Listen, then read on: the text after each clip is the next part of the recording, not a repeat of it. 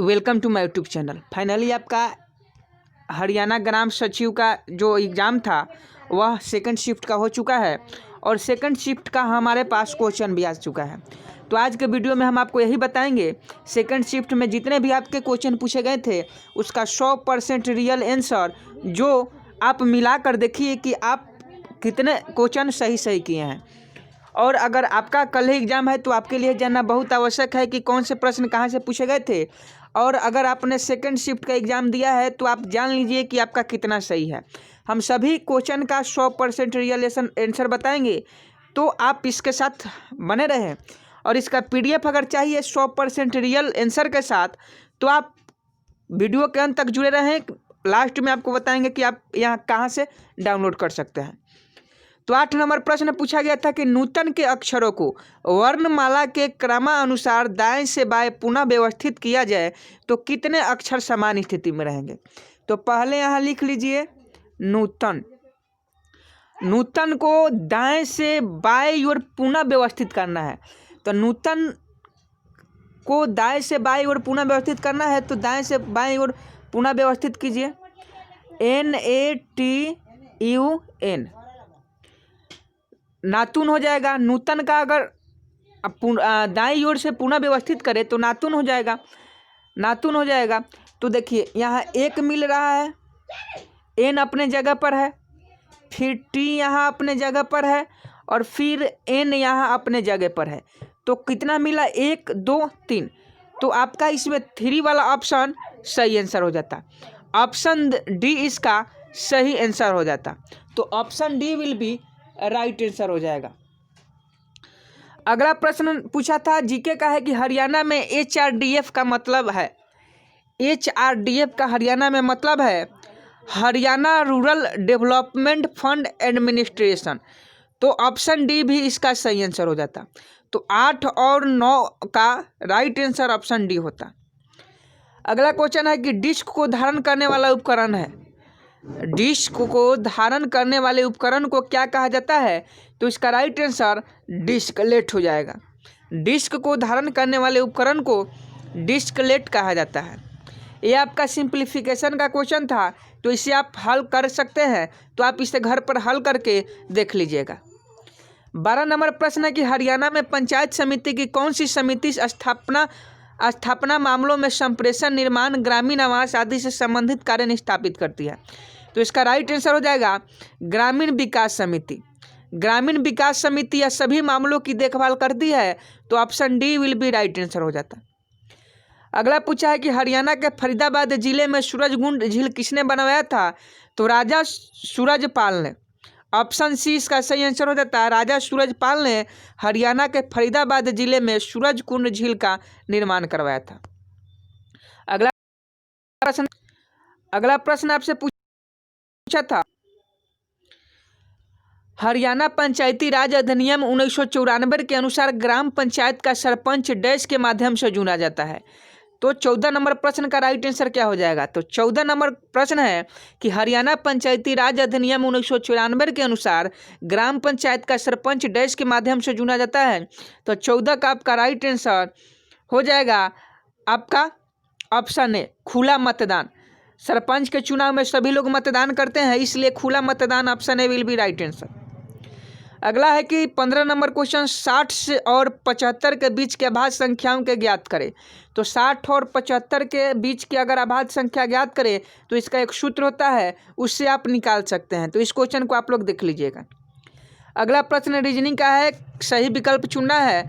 तो इसका right answer क्या हो जाएगा। तो इसे भी आप देख लीजिएगा क्योंकि रीजनिंग का है, आप इसे देख सकते हैं। अगला प्रश्न न्यूमेरिकल है। 17 नंबर पूछा गया था, एक रॉकेट जिसका आरंभिक द्रव्यमान 850 kg है और 2.3 kg की दर से, यहाँ क्वेश्चन साफ नहीं दिखाई दे रहा है इसलिए इस क्वेश्चन को छोड़ देते हैं। अगला क्वेश्चन को देखते हैं। अगला क्वेश्चन 18 नंबर है कि बांस के एक टुकड़े से जुड़ी एक तार वाला इकलौता वाद्य यही है, इसे क्या कहते हैं। ध्यान से सुनिए, बांस के एक टुकड़े से जुड़ी एक तार वाला इकलौता वाद्य यही है, इसे क्या कहते हैं। तो एक तारा कहते हैं। एक तारा के नाम से इसे जाना जाता है। तो ऑप्शन ए इसका राइट आंसर हो जाएगा। अगला है कि मानव ज्ञान की प्रकृति, उद्भव और सीमाओं का दार्शनिक अध्ययन डैश कहलाता है। तो मानव ज्ञान की प्रकृति, उद्भव और सीमाओं का दार्शनिक अध्ययन इनोलॉजी कहलाता है। Option C will be right answer, oenology. अगला प्रश्न आपको दिखा देते हैं कि क्या पूछा था। अगला प्रश्न आपसे पूछा था कि निम्नलिखित में कौन सा राष्ट्रीय राजमार्ग हरियाणा से होकर गुजरता है और दिल्ली और पंजाब में फजिल्का से जोड़ता है। तो NH10 option C will be right answer. अगला पूछा था कि निम्नलिखित में कौन सी राजा हर्षवर्धन की रचना है।